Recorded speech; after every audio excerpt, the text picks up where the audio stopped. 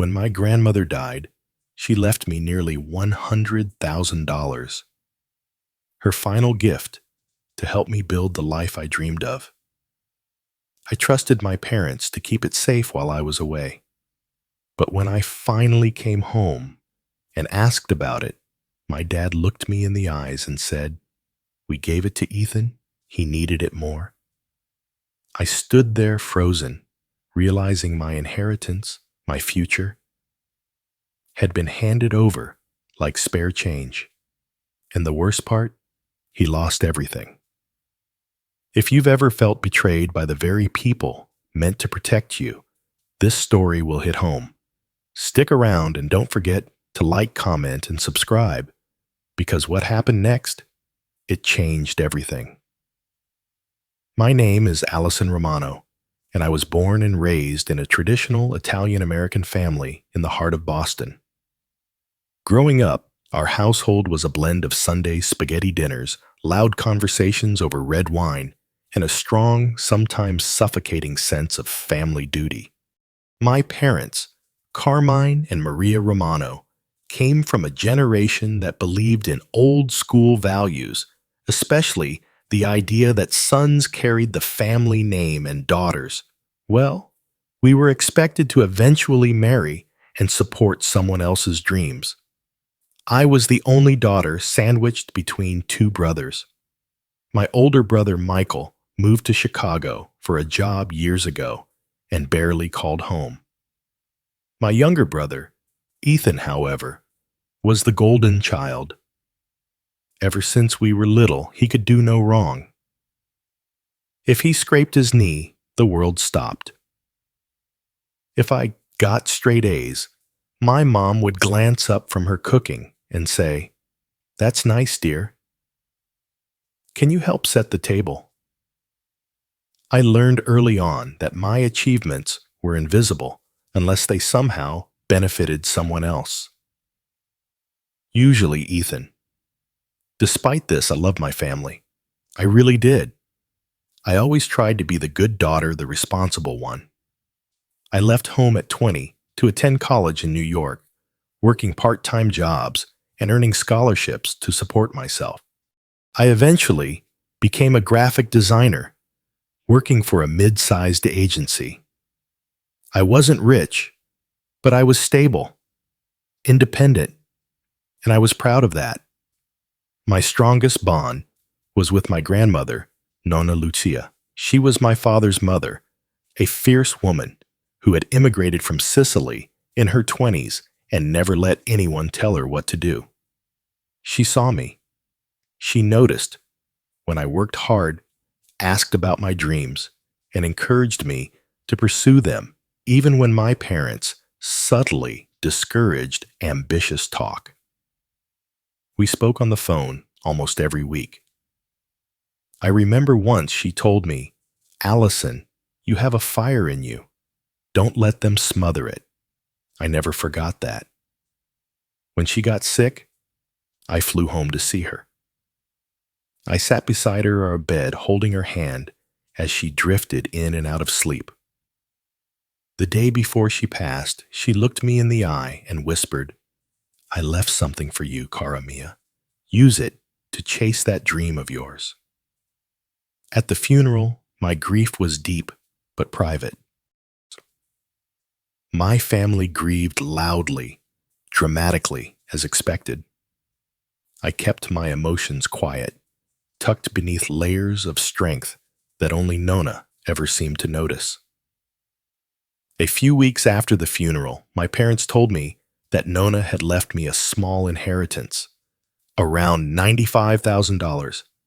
I was stunned. I didn't expect anything, just knowing she thought of me was enough. But that amount of money, it felt like a miracle. At the time, I was living in San Francisco, trying to build up my freelance portfolio and dreaming of opening my own boutique design studio. That money could have changed everything.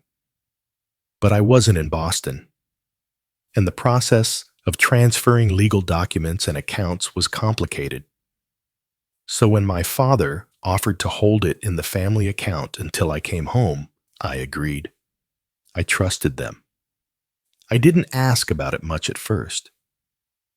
Life got busy, and I didn't want to seem greedy or impatient.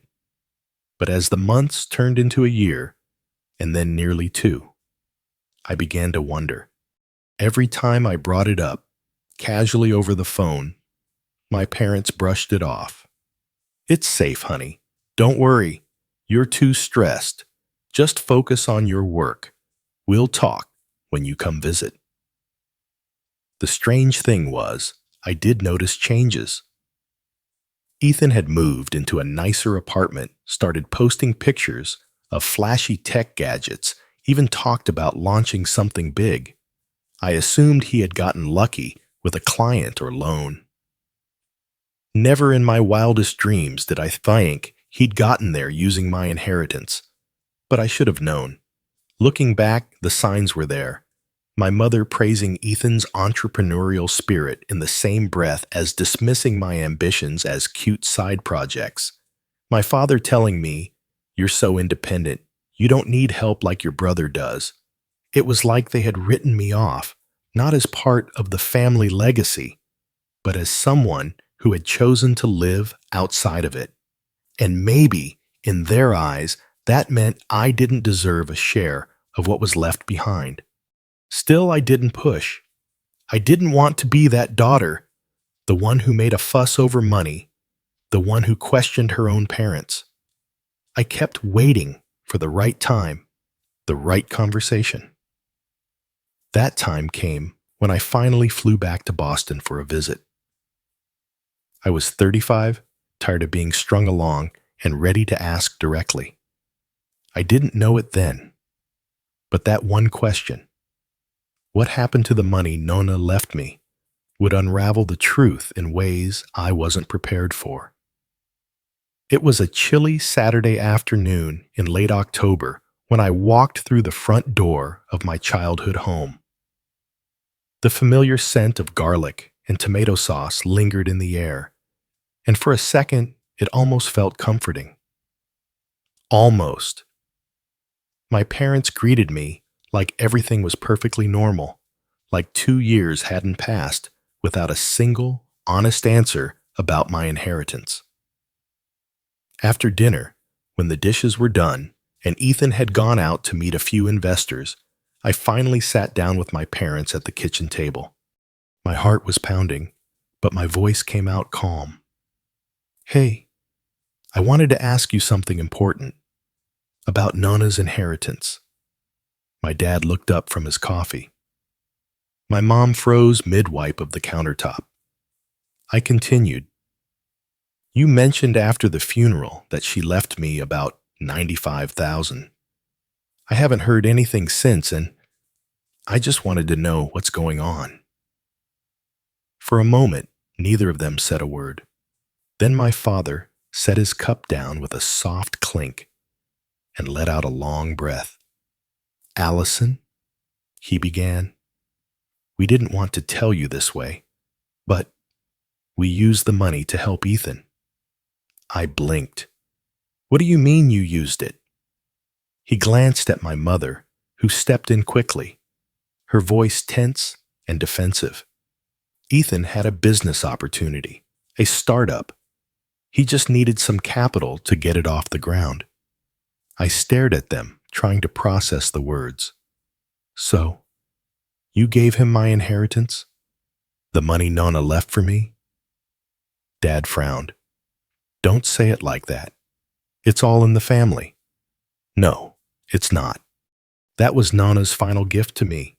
She told me to use it to follow my dreams. She told us she trusted us to do what's best," my mom said sharply. "And Ethan, he needed help. You're doing fine on your own. You don't need it like he does."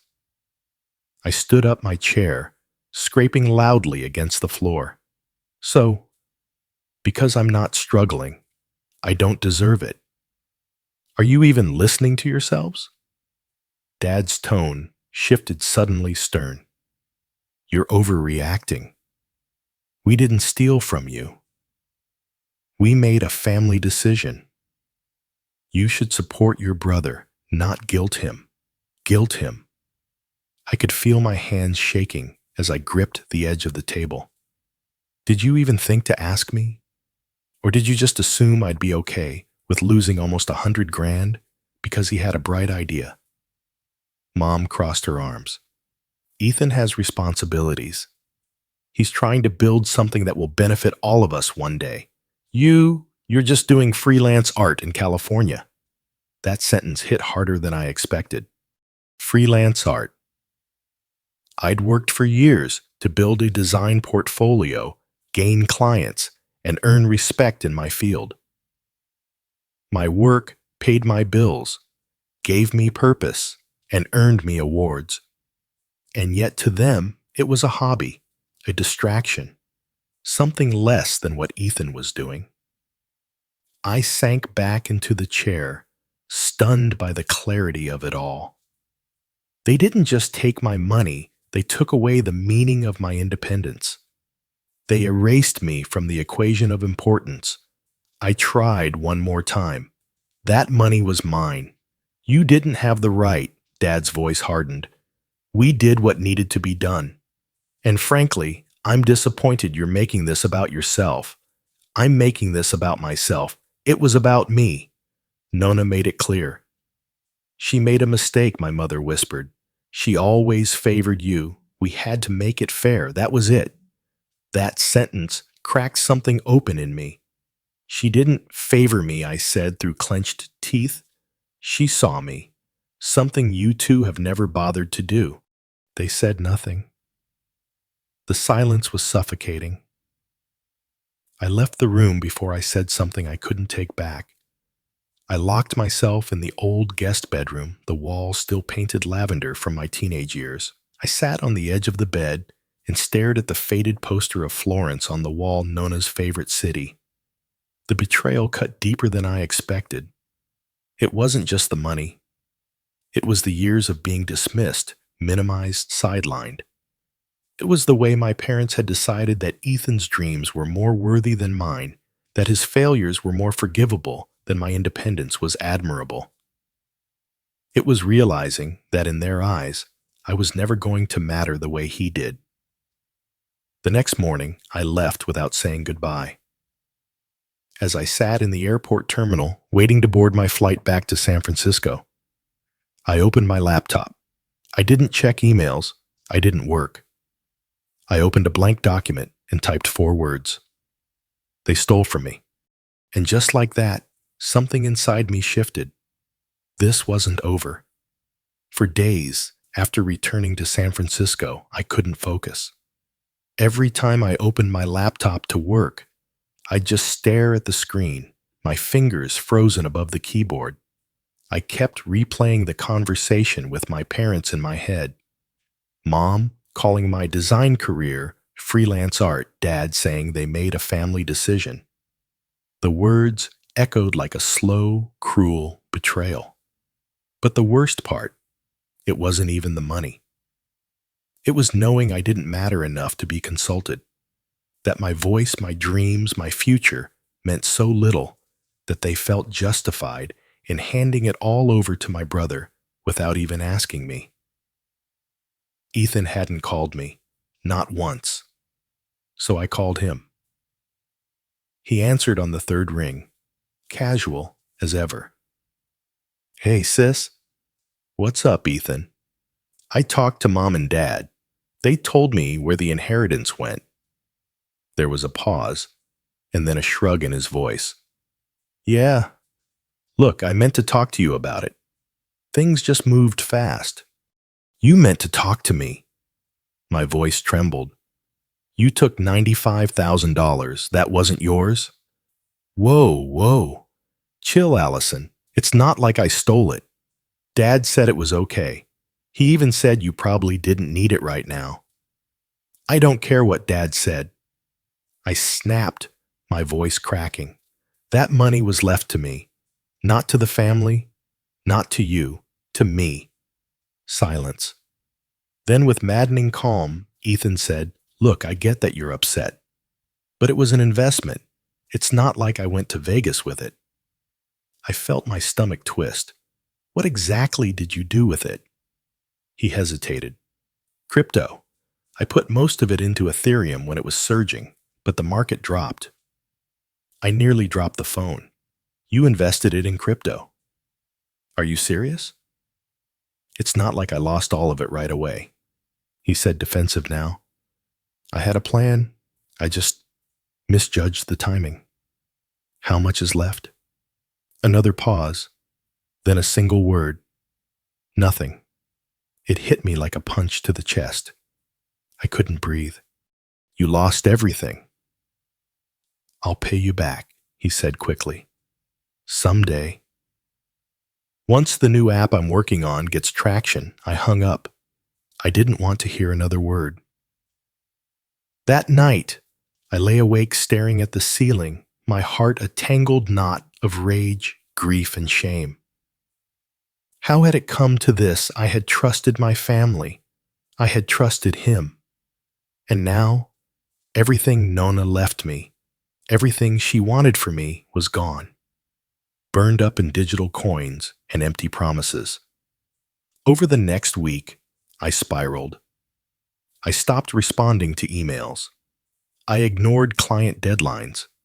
My appetite vanished and my skin turned pale and tight with stress. I called a lawyer just to see if there was anything I could do. There wasn't much. Since the inheritance had been deposited into a shared family account, and I had given verbal consent. At the time, there was no clean legal path to reclaim it. No signed agreement, no clear fraud, just betrayal wrapped in trust. It's a morally ugly situation, the lawyer told me, but it's legally murky.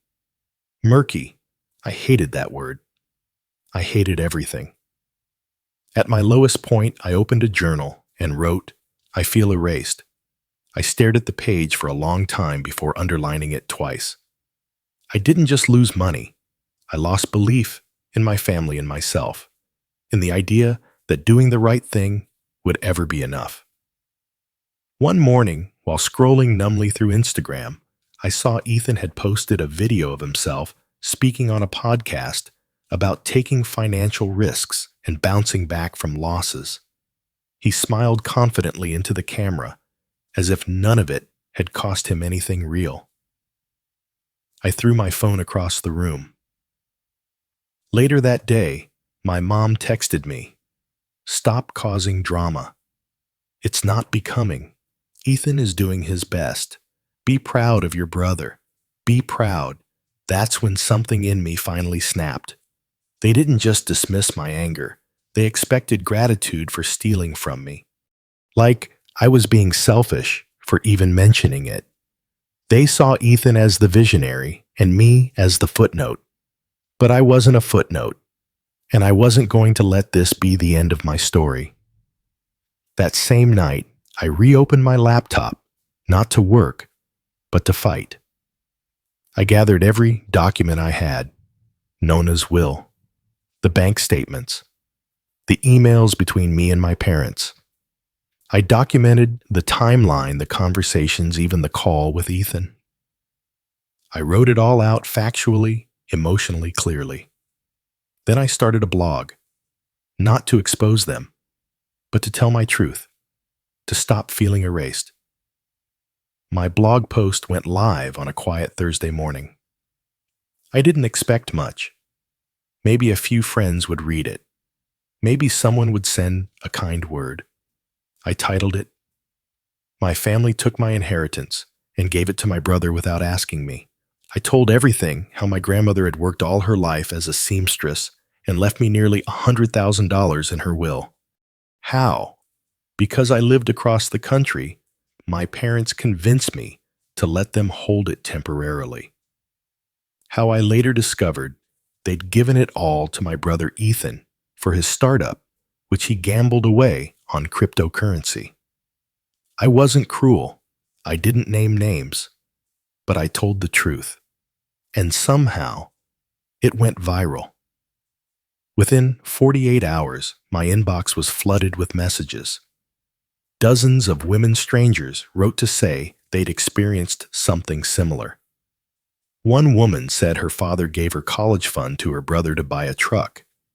Another said her mother emptied a shared savings account to pay off her brother's gambling debt. I felt both heartbroken and strangely empowered. I wasn't alone. My pain wasn't invisible. But my family's reaction explosive. Mom called me furious. How dare you air our family's business in public? I stayed calm. You didn't ask me when you gave away my future. So, I didn't ask you before telling the truth. You're humiliating us, she spat. People at church are asking questions. I was humiliated the second you decided Ethan's dreams were more important than mine. Then, Dad got on the phone. His voice was cold. You're ungrateful, Allison. We did what we thought was best. Family doesn't sue each other. Family sacrifices. I almost laughed. Funny how sacrifice always seems to mean me giving up something for Ethan. They hung up. A few hours later, I got a message from Ethan. Why are you doing this to us? You're hurting your own parents. You're acting like some kind of victim. You're not. I didn't reply. I'd already wasted enough breath trying to make them see me. But even as the story gained traction, I hit rock bottom emotionally. I couldn't stop obsessing over the what-ifs. What if I had just stayed quiet? What if I had invested that money myself? What if I had said no when they asked to hold the inheritance?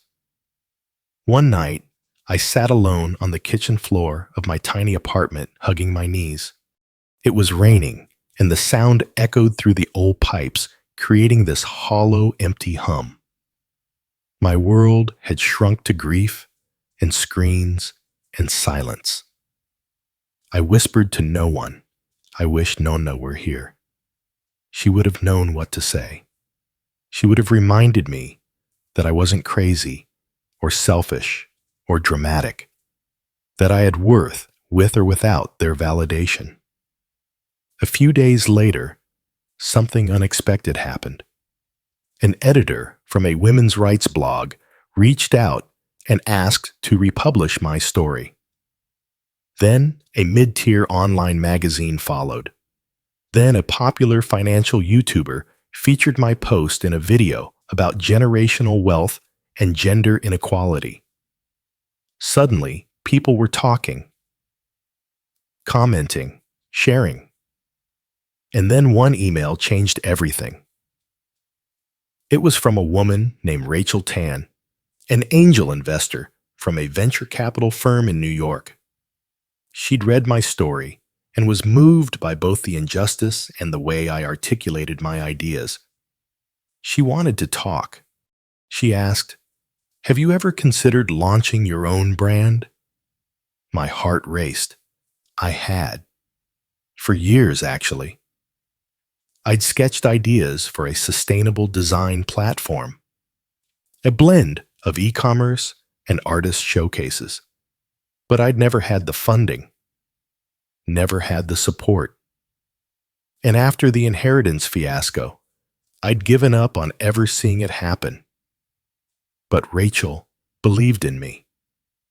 And that single moment, a stranger believing in me when my family didn't lit a spark, I thought I'd lost forever. I pulled out my old notebook, the one I hadn't opened in almost a year.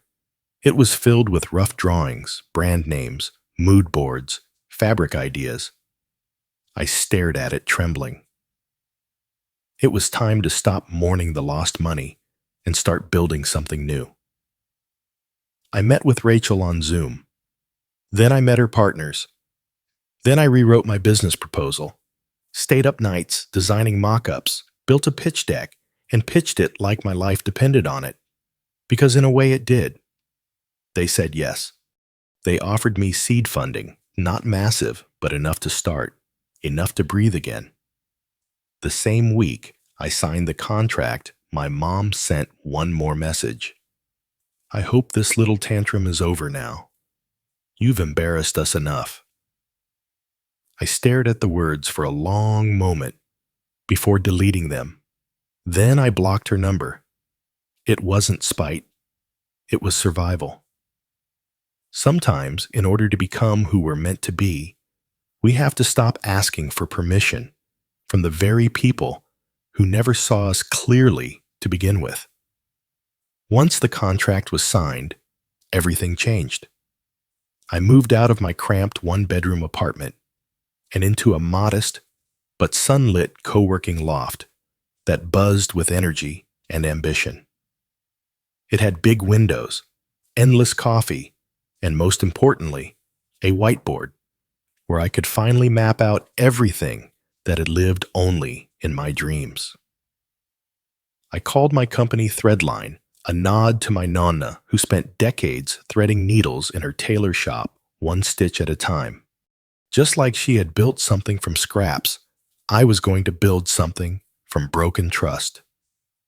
The karma part. Oh, it came slowly, but it came. My first product line launched. 3 months later, sustainable loungewear designed by local artists, each piece tied to a real story. I did a soft launch on social media, not expecting much.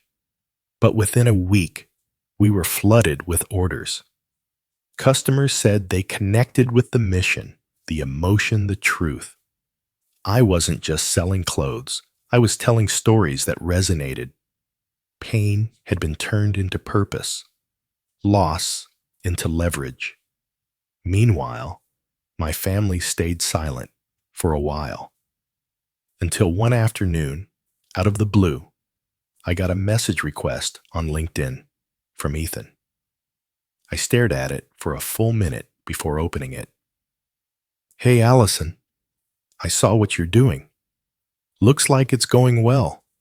I know things got tense between us, but I was wondering if maybe there's a place for me at Threadline. I could help with marketing or operations. I've got ideas." My jaw clenched. This man, who had burned through my inheritance, chasing digital coins and ego dreams, now wanted in on the things why I had built from the ashes. I didn't reply immediately.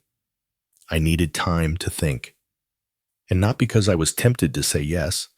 I wanted the perfect no. I printed out the message and pinned it to the whiteboard in my office. My team, mostly women, from backgrounds like mine, overlooked, underestimated, saw it, and just laughed. Typical, one of them said. "He wants the meal, but didn't help cook." Exactly. Instead of responding, I focused on growing. Within 6 months, Threadline was featured in Women's Wear Daily. Then came a podcast appearance. Then a spot in a digital accelerator. Then a contract to collaborate with a large ethical brand for a capsule collection. At every turn, I remembered my parents' words, family sacrifices. "He's the one who will carry the family forward. You're being selfish." I let their voices drive me forward like wind behind a sail. Eventually, the silence broke. It was Mom. She called from an unknown number. I answered out of instinct. Her voice sounded brittle, like she was forcing cheerfulness. "Allison, honey, we've been following your business. It's really incredible. We're so proud of you." I didn't say anything. I just waited. "We were wondering." She continued, "If you might come visit soon. Maybe even talk to Ethan? He's having a rough time. Lost his apartment. Things didn't go well after everything." There it was, not an apology, not an acknowledgement of the betrayal, just a carefully wrapped guilt bomb. I responded evenly. "You mean after he lost my inheritance and blamed me for reacting?" She bristled. "We didn't mean to hurt you." "That's the thing, Mom. You didn't think of me enough to hurt me. You just erased me." She paused, then said in a low voice, "We were raised to believe the son carried the legacy. That doesn't mean we didn't love you. I know, I said quietly. You loved me the way you understood love. But I've learned to love myself in a way that doesn't make me smaller for someone else to shine. Click. I didn't cry. I just went back to work. Weeks passed. Then one day, as I was leaving a team lunch, I saw him. Ethan. Standing outside the office building, hands in his pockets, looking thinner, older, like someone who had run out of charm and second chances. Allison, he said, stepping forward. Can we talk? I crossed my arms. I think everything's already been said. He sighed. I messed up. I know that now. I shouldn't have taken the money. I shouldn't have expected things to magically work out. I was stupid. I said nothing. I was jealous of you, he admitted. You had purpose. You had depth. I was always the one being praised, but deep down, I knew I couldn't deliver. I just faked it until I couldn't anymore. Still, I waited. I've hit bottom, he whispered. I'm asking for a shot. Any shot. I'll sweep floors if that's what it takes. And for the first time in years, I looked at my brother, not as the golden boy or the thief of my future, but as a broken man facing the ruins of his own choices. I took a breath. You can apply to any job you want, Ethan, I said, voice firm. But not here, not with me. He blinked. You mean that I built this on pain you helped create? I turned it into something beautiful. I won't hand it back to the same hands that tried to take it from me. He nodded slowly, eyes full of something like shame or maybe just understanding. Then he walked away. And I walked back into my office, sunlight spilling through the windows, laughter echoing from my team. The whiteboard filled with plans for the next big launch. I didn't need revenge because karma had already done the work for me. I didn't win by destroying them. I won by becoming whole. A year after that final conversation with Ethan, I found myself standing in the quiet back room of my new flagship store. It wasn't grand or flashy, just warm, honest, and full of pieces crafted by real hands, carrying real stories. On one shelf, I kept something special. A photo of my grandmother, Nona, in her apron, smiling beside her sewing machine, and next to it, the very first piece I designed, a soft linen wrap with hidden embroidery on the inside seam. It read, "Your worth is not up for negotiation." I didn't hang it for customers. I hung it for me. Because for years, I let love, especially familial love, convince me that I had to earn space, prove myself, or shrink to fit someone else's narrative. But not anymore. Now, I was the narrator of my own story. Sometimes people still asked me if I ever forgave my parents or my brother. And honestly, I forgave them the day I stopped needing them to change, the day I chose peace over approval, the day I realized the best revenge wasn't success, it was self-respect. As I looked around that store, filled with fabrics and laughter and purpose, I knew I hadn't just rebuilt what I lost. I'd created something that could never be taken from me again. Legacy. And as the sun dipped through the front windows, casting gold across the floorboards, I whispered a quiet promise to my younger self. The girl who sat on the kitchen floor. Once heartbroken and alone, you were never invisible. You were just meant to shine on your own terms.